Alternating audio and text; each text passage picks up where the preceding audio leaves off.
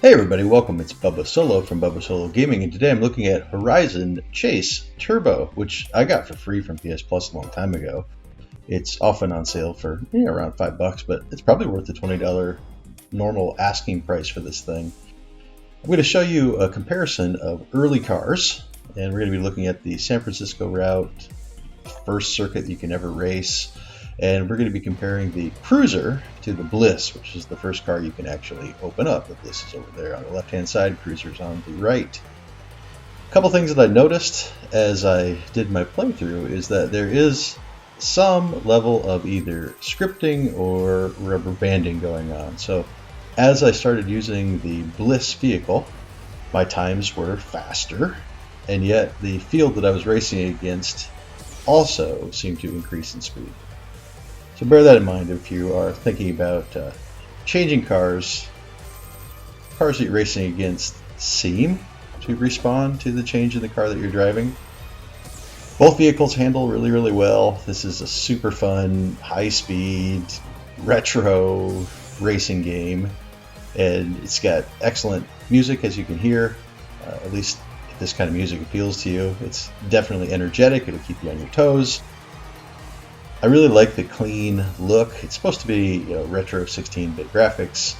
The detail in the background looks really super nice. Obviously you need to be paying attention to the road a lot, but the cars look wonderful. It's always clear when you're supposed to be making a turn, at least early on. The obstacles that appear in the road, there's at least one track here where there's some boulders that kind of inch their way into the road. Those can be a little bit tricky until you know the tracks pretty well. Turns, at least in the Bliss, it appears that you don't really have to do any kind of deceleration to go through the curves, at least on a wide course like what you see here at the beginning of the game.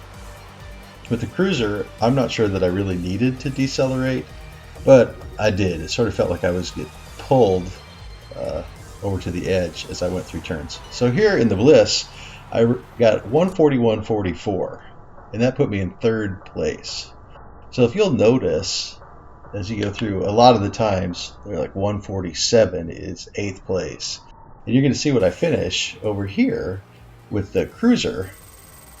I finished with a 150 and got 3rd place. So there's certainly some kind of scripting or something. See, the fastest time there was a 149. I mean, I should have totally won driving the Bliss. So I'm not really sure what affects the time of the field that you race against.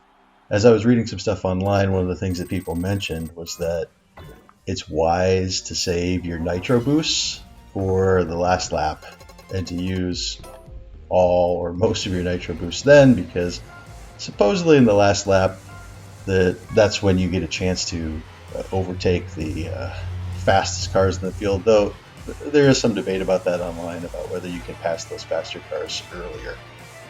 Here we're in the second course.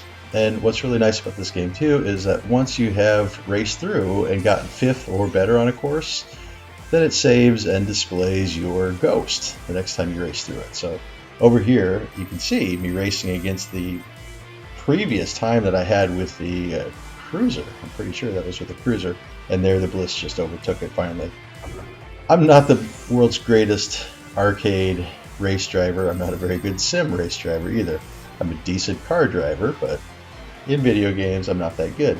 I did grow up being able to play some retro racers in the arcade in the 80s, but I never had a whole lot of money that I could waste on playing video games. So like for me, being able to play this retro racer in the comfort of my own home as many times as I want to have a campaign that can last quite a long time, races that go on for a couple minutes anyway each one, and the ability to easily restart is just really fantastic. I love it. I was surprised it took me so long to get around to playing this game. On the PS4 we have loads of amazing games to play, and as is the case with most gamers, I have a pretty big backlog, and so the games I get for free, sometimes I don't get around to playing. I'm really glad that I finally got around to doing this one. And you'll see that the Bliss is just crushing the Cruiser. Even though they have similar top speed, the Bliss has better handling, which allows it to corner much better. On this particular track, I had a fairly even time, however. See that when I finished there, 156 versus about 2 minutes on the other side. Slow down to see these results. So I got a 156 over here, and that put me in 4th place.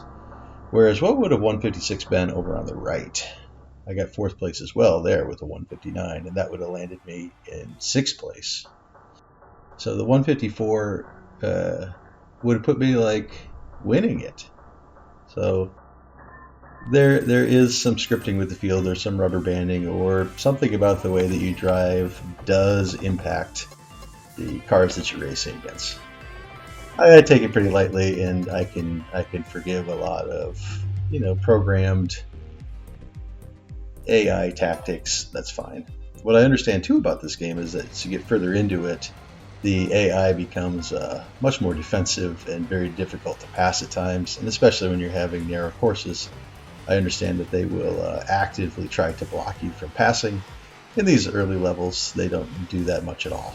So it's just pretty much fun, pure bliss, you racing versus the course. And in this particular course, in this track, the Bliss is just going to blow away the Cruiser. Mind you, I had raced several times, so my driving skills improved. And you say, Bubba, your driving skills don't look like they're very good. No, they're not that good. But anyway, my driving skills had improved a bit over the course of the evening playing this game, so it is natural that I should be doing better later in the night, but still, the Bliss just kills. If you look at my lap times, we'll try to pay attention here when we go through. You'll notice that as you're racing, you get the opportunity to pick up these coins and also fuel. The coins end up helping you with upgrades as you go on, and the fuel, evidently there are some races where you could potentially run out of fuel without it. There are also, in this particular case, there's the ability to get an additional nitro boost to help you blaze past your opponents in the end. I'm in 2nd place over there on the left in the Bliss, and now I'm in 1st place, whereas I'm in 8th over there on the Cruiser. Just see my final time, my lap time there was 24 seconds. It's pretty darn good. We'll see what my lap time is over here on the Cruiser when I go through. And I'm just getting killed. That was like 30 seconds, so 6 seconds faster with the Bliss. And I don't think that my skills improved that much. I think it's just it's a much better vehicle. Really pretty course. When you crash, it doesn't feel much like you crashed, but that's okay. It's just an arcade game. So 153.42 was my time, and 2nd place was 155, and then 157, and 159, and finally 2 minutes. Okay, so we'll compare that to the field that I had when I was running the Cruiser. I'm going to finish in 207, and you'll see that I don't think anybody broke 2 minutes. And yeah, 204 was the best time in that particular field. So there certainly is some scripting, rubber banding, and that's fine. I really think this is a great game. I plan to play it against my wife. I plan to play it against Chicken Finger. I really want to do a bunch of head-to-head stuff in this game and explore and have a lot of fun with it. I hope you enjoyed coming along with me for this introductory video to Horizon Chase Turbo. If you like this, please subscribe over here. And please click over here to watch more videos in this playlist. Take it easy.